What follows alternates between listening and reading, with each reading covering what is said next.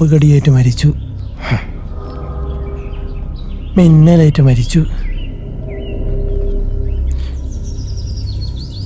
തേങ്ങ വീണ് മരിച്ചു.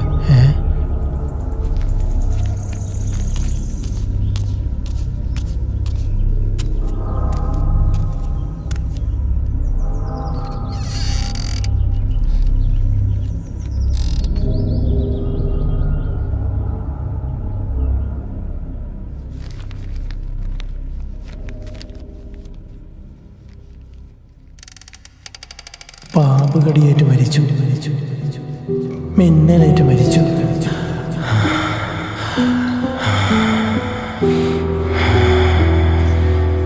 മിന്നലേറ്റ് മരിച്ചു.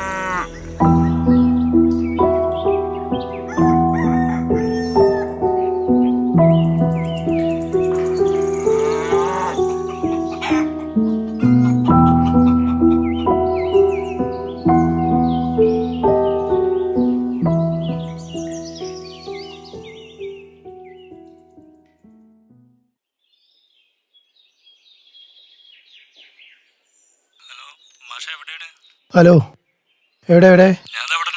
ഞാൻ ഇവിടെ ഉണ്ടല്ലോ, വളവിലിരിക്കുന്നുണ്ടല്ലോ. മാഷേ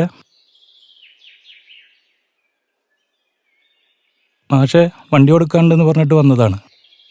ഇതാണ് വണ്ടി. കാശിനാവശ്യമുണ്ടായിട്ട് വണ്ടി വിൽക്കുന്നതൊന്നല്ല, ഒന്ന് നടക്കാന്ന് വിചാരിച്ചിട്ട് വണ്ടി വിൽക്കുന്നതാ. അഡ്വാൻസ് എന്തുണ്ടെങ്കിൽ ഒരു മിനിറ്റേ, സ്റ്റാർട്ടാക്കിക്കോളൂ. നിങ്ങൾ നോക്കിക്കോളി വണ്ടി. ആയിക്കോട്ടെ. വണ്ടി കണ്ടീഷനാ. വണ്ടി വലിയ കുഴപ്പമൊന്നുമില്ല, നോക്കട്ടെ.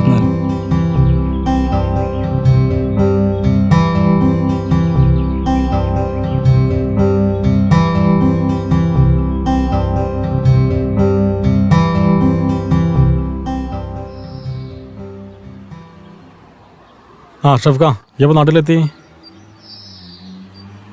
പിന്നെ എന്തൊക്കെയാണ്? അല്ലടോ, ഈ എന്നാ വന്ന്? ഈ അങ്ങോട്ട് നോക്ക ഷഫേ. അതാരാ മനസ്സിലായില്ല? അതും രുദ്രനാ. ഏത്, നമ്മുടെ രുദ്രമാഷോ? നമ്മുടെ രുദ്രൻ തന്നെ. ഇപ്പൊ രുദ്രൻ മാസം ഒന്നല്ല, പുതിയ വിളിപ്പേരൊക്കെ ഉണ്ട്, മരണമാസ്. മരണമാസോ? അതെന്താ അങ്ങനെ ഒരു പേര്? മൂപ്പർക്ക് അപ്പോൾ മരണത്തെക്കുറിച്ച് മാത്രം പറയാനേ നേരമുള്ളൂ. അതുകൊണ്ട് വീണ പേരാ മരണമാസ്. അത് മാത്രല്ല, അമ്മ മരിച്ച പിന്നെ മൂപ്പർ ഇങ്ങനെയാ. മൂപ്പർക്ക് ഭാര്യയും കുട്ടികളും ഒന്നുമില്ല. വല്ലാത്ത സംഭവം തന്നെ. വണ്ടിയില്ലാതെ എന്തിനാ ഹെൽമെറ്റ്? അതിപ്പോ പറഞ്ഞതിന്റെ ബാക്കിയാ. കഴിഞ്ഞ ദിവസം തലയിൽ തേങ്ങ വീണ് നമ്മളെ ബടക്കയിലെ ബാബേട്ടൻ മരിച്ചിരുന്നല്ലോ, അന്ന് തൊട്ട് മൂപ്പര് തലയിൽ ഹെൽമെറ്റ് വെക്കും. അത് മാത്രല്ല, ഇടിമിന്നലേറ്റ് മരിച്ച വാർത്ത കേട്ടിട്ട് ഇല്ലാത്ത പൈസ മുടക്കി വീടിന്റെ മുകളിൽ വലിയ യന്ത്രം വെച്ച മനുഷ്യനാ മൂപ്പര്. പറഞ്ഞു തീർന്നില്ല, അതാ വരുന്ന രുദ്രമാഷ്. മാഷേ, കയ്യിലെന്തോ ഉണ്ട്. രുദ്ര, അങ്ങോട്ട് വാ.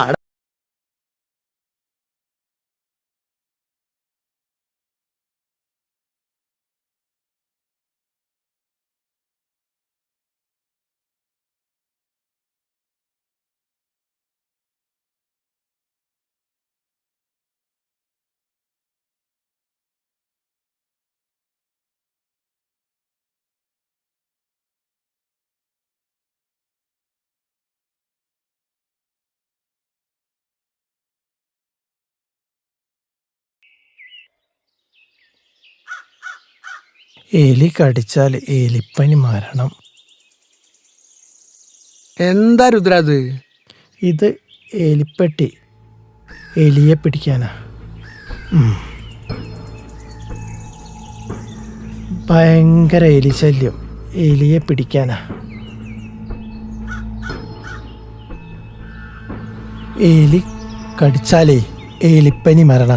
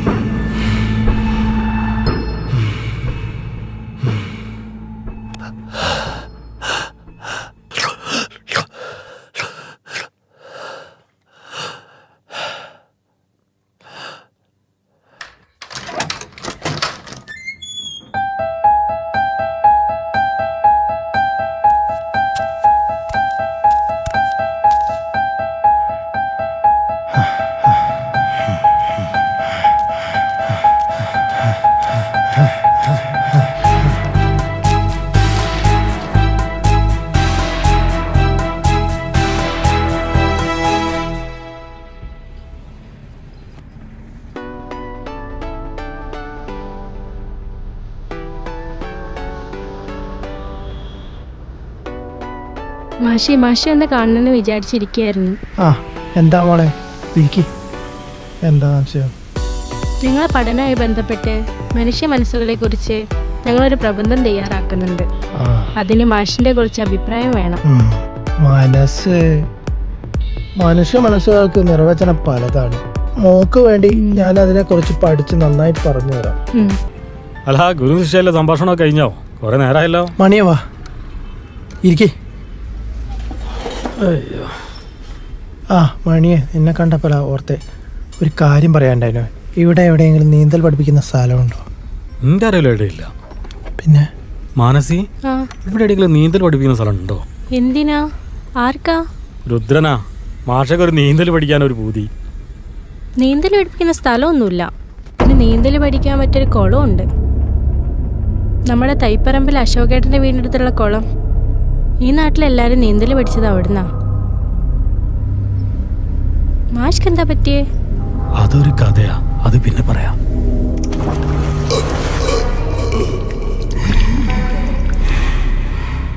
മാഷേ, ആ ആ എന്താ മാഷേ? ഞാൻ ഇന്നലെ ഒരു സ്വപ്നം കണ്ടു. എന്താ മാഷേ, നീന്തൽ മത്സരത്തിന് ഗപ്പടിച്ചതാണോ? അല്ല, പ്രളയം, മഹാപ്രളയം. സകല ജീവജാലങ്ങളും വെള്ളത്തിലൊലിച്ചു പോയി.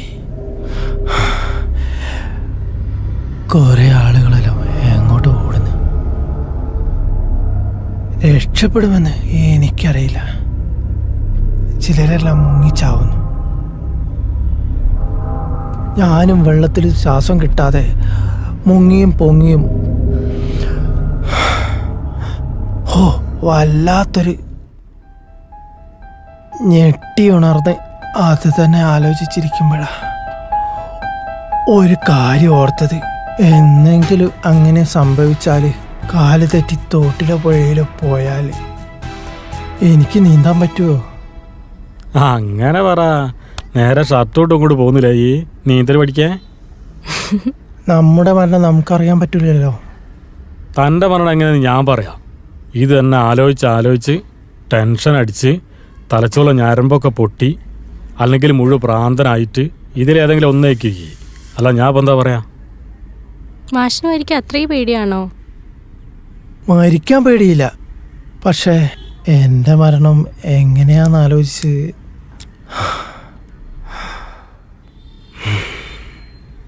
മാഷിനിപ്പം മാഷിൻ്റെ മരണം എങ്ങനെയാണെന്ന് അറിയണം, അത്രയല്ലേ ഉള്ളൂ? മാഷിനെന്നല്ല, ആർക്കും അവരുടെ മരണം നേരത്തെ അറിയാൻ വഴിയുണ്ട്.